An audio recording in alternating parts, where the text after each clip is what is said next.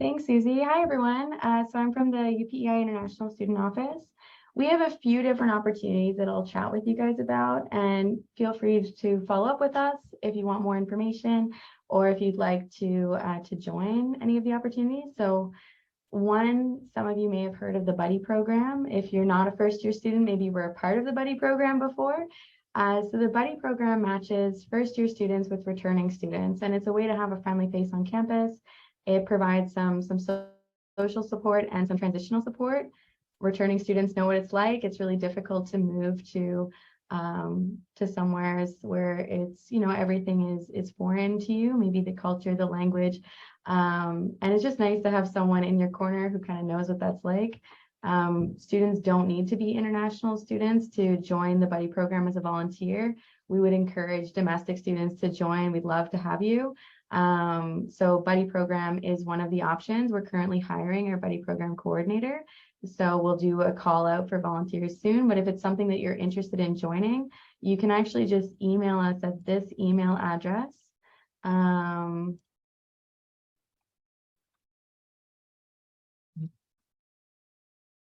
iro.stu@upei.ca. We also, so beyond the Buddy program, so the Buddy program also creates a lot of opportunities for events. So it's a good place just to meet people in general. So we do apple picking typically in the fall with everyone. There's a big ski trip in the winter. And so there is big events, but there's also small, like everyday kind of events. Maybe it's like watching a movie together, maybe it's going for a hike, or going to the farmer's market. So it could be a variety of different things. They're not always big things. And then as a Buddy program volunteer, you can also just meet with your buddy one-on-one. Our Buddy program matches have been really successful. So you fill out a form with some of your information and provide as many details as you can so that we can get you a good match.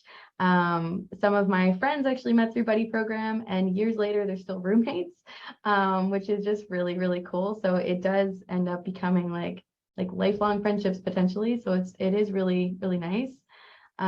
Besides that, we have, let me know if I'm talking too fast, by the way. I don't want to talk too fast, but okay, cool. We also house, so I'll do in our office first. So in our office, we also coordinate a tax clinic for international students.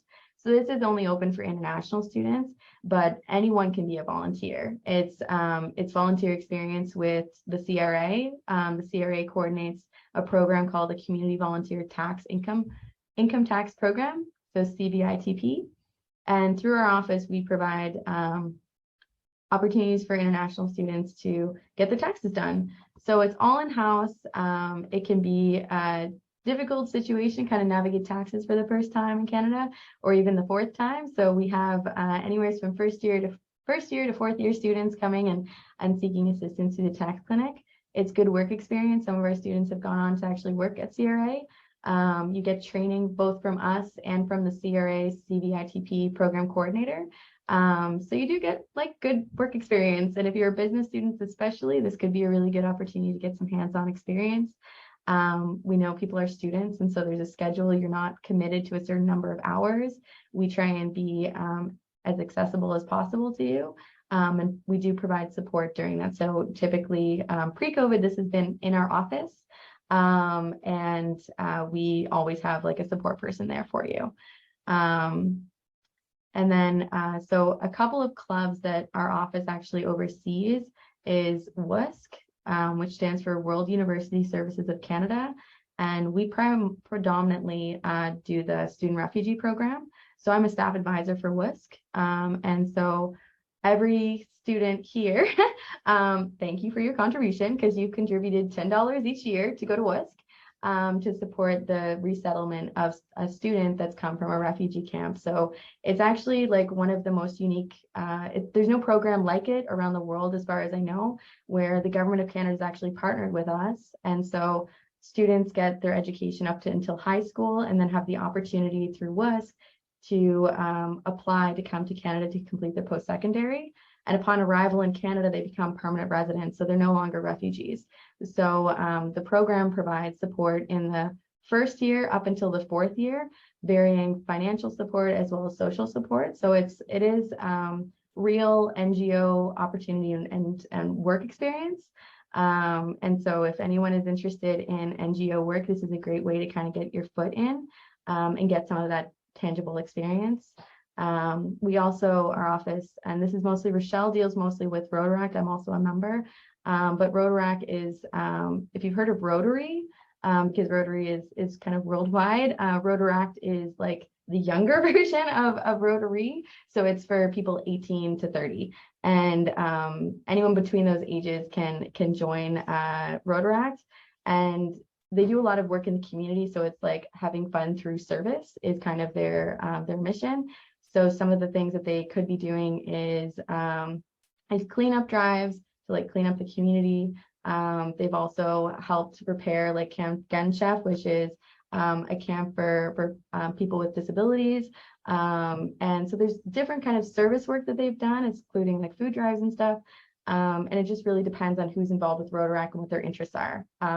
It is a big group of students, so it's probably one of our biggest clubs. It is a really cool way to get to know other students, and you also get to help in the community, which is kind of cool. And just one other thing that I'll notice, because I think I'm close on time, right? Do I have till 1:20? Is that? Yeah, you technically have until 1:20, but if you use that time or less Okay. time, it's up to you. Okay, thanks so much, Susie. So, so just one other thing. So we do coordinate something called the Global Village, and we do this each year. COVID has kind of put the things on hold. We are hoping that this year we'll be able to continue with that. So Global Village is, sorry, that is in my office. But Global Village is like a diversity festival. If any of you have been to diversity in the summer, this is kind of a way to showcase everyone's background. And so one thing that it's definitely not diversity. It's something like when we organize it, we organize where it's non-hierarchical and consensus-based organizing, which I think is really empowering for people to be able to make the decisions. I'm the staff person that kind of coordinates with folks, and we do this over the course of a semester. So it's very much in your hands. You make the decisions. I'm there as like support and there to do some of the grunt work. But ultimately, it's in your hands what you want that to look like, and it's an opportunity to showcase your backgrounds, where you're from, what is meaningful to you about that, because oftentimes people may not know beyond the food or the cuisine, and that's really cool, but that's pretty superficial. So it's a good way to kind of showcase. You'll get a space at the festival, and we've seen everything from little booths to people literally bringing their living rooms into UPEI's McMillan Hall and setting up their entire living room and showcasing what that looks like and sitting down and having conversations with people. So it really is totally up to you what you want that to look like. And we've had domestic students involved in the past too. Obviously, domestic students may be from Canada, but maybe their ethnic backgrounds, their parents are immigrants, or maybe they have ancestry in like some other part of the world. And so it's a really cool way to kind of tap into your roots and connect with others. So if anyone is interested in any of those opportunities, please reach out to our office at the email address in the chat. You can also reach out to me directly, but yeah, I'll put my name and contact here.